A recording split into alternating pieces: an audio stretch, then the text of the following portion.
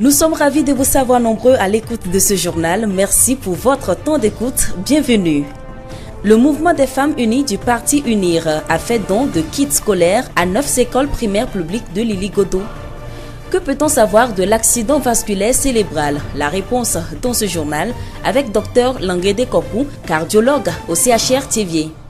Et puis les activités marquant la 4e semaine des journées portes ouvertes de planification familiale se poursuivent jusqu'au 12 novembre à la polyclinique de Thiévier. Le développement des titres.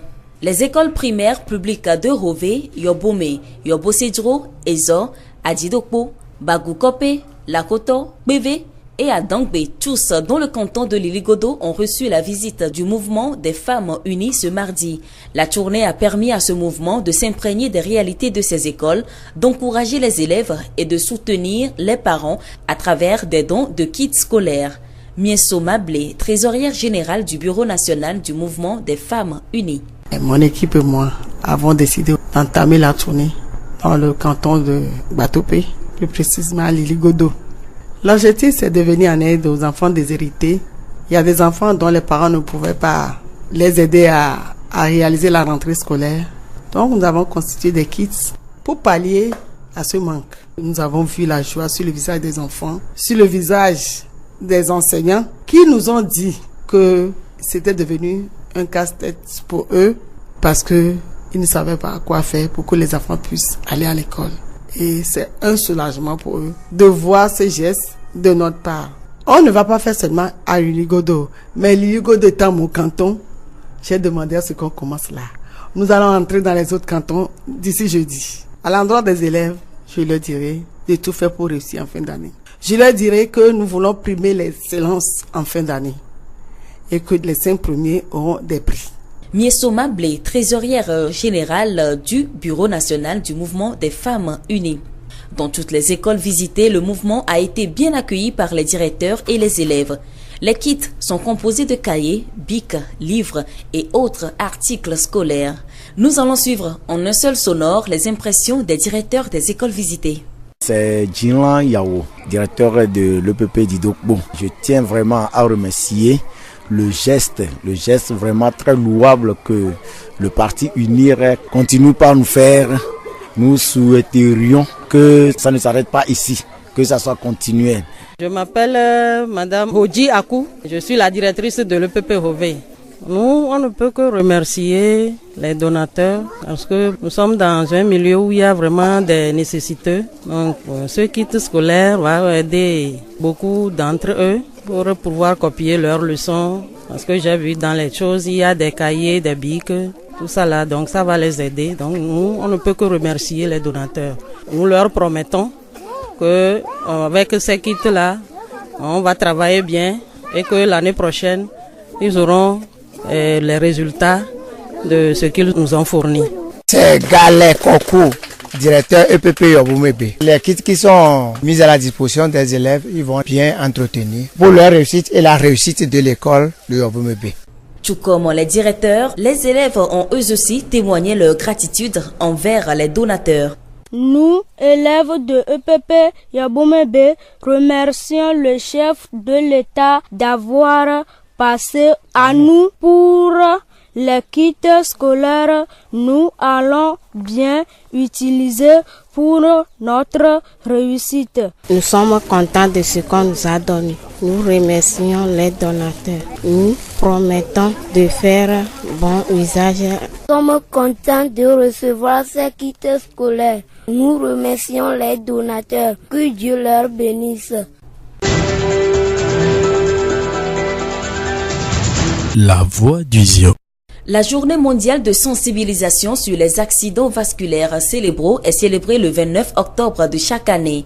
Cette journée permet d'informer le grand public sur l'importance de la prise en charge immédiate des victimes dès les premiers symptômes. Que peut-on savoir de l'AVC? Dr Languede Kokou, cardiologue au CHR Thiévier. Un AVC, c'est un accident vasculaire cérébral.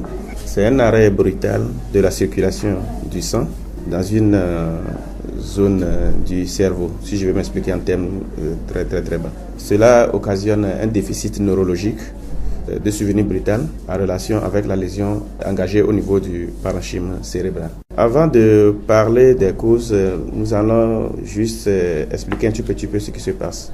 Lorsqu'on a un accident vasculaire cérébral, soit c'est parce qu'une artère est bouchée, soit c'est parce qu'il y a une rupture d'une artère allant vers le cerveau. Donc c'est les deux cas de figure qu'on a. Donc ce qu'on appelle un accident vasculaire cérébral ischémique pour le premier cas, c'est bouché, et un accident vasculaire cérébral hémorragique, d'accord, pour le second cas qui est lié à une rupture d'une artère. Quels sont les facteurs de risque d'un accident vasculaire cérébral? Tout ce qui peut entraîner des dommages au niveau des vaisseaux peut donner alors des AVC. Donc, nous allons plutôt parler des facteurs de risque cardiovasculaire. En dehors de ça, on a également des maladies propres liées au cœur qui peuvent donner aussi des accidents vasculaires cérébraux ischémiques. Parlant des causes cardiaques proprement dites, on a des troubles du rythme au niveau du cœur, habituellement ce qu'on appelle une arythmie complète par fibrillation auriculaire. Dans cette pathologie, un caillot peut se former. Par là, maintenant, peut aller au niveau du cerveau, créer ce qu'on appelle un accident vasculaire cérébral ischémique. Soit c'est parce qu'on a un problème cardiaque connu, comme des problèmes au niveau des valves du cœur, qu'on appelle des valvulopathies. Donc, peuvent aussi entraîner des emboles, peuvent envoyer des emboles vers le cerveau, créer des accidents vasculaires cérébraux plutôt ischémiques. Également, on peut avoir aussi certaines anomalies constitutionnelles du sang, dont d'autres personnes qui ont leur sang spontanément qui se coagule. Les facteurs de risque d'un AVC sont de deux sortes. Les facteurs de risque modifiables et les facteurs de risque non modifiables. Donc les facteurs de risque non modifiables, on peut citer par exemple l'âge, donc on ne peut pas agir sur l'âge, et également le sexe. On ne peut pas agir sur ça. Donc c'est des facteurs de risque non modifiables. C'est-à-dire quand l'âge avance, donc on a une modification physiologique de l'organisme qui fait qu'on est exposé à faire également des accidents vasculaires cérébraux. Également par exemple chez la femme, le sexe. Je veux dire par là, la ménopause chez la femme aussi, c'est quand la femme rentre déjà en ménopause, elle n'est plus protégée par des hormones.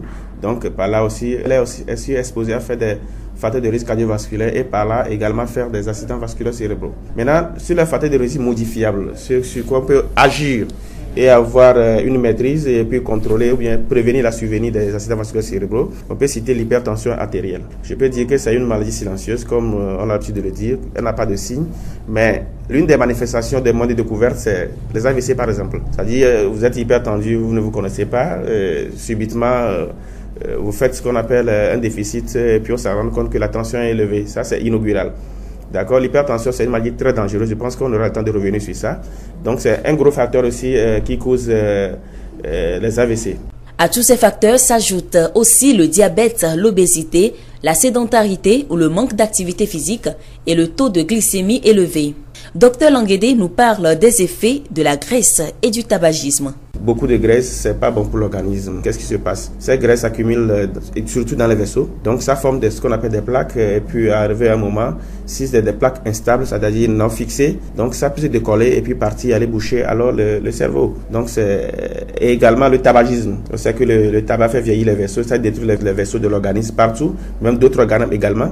Donc le tabagisme aussi c'est un gros facteur également. Donc en résumé, on a des facteurs de risque modifiés comme l'hypertension, le diabète, l'obésité, la sédentarité, la dyslipidémie, le tabagisme et les facteurs de risque non modifiables qui sont le sexe, l'âge et les facteurs raciaux. Comment se manifeste alors un accident vasculaire cérébral? La symptomatologie des accidents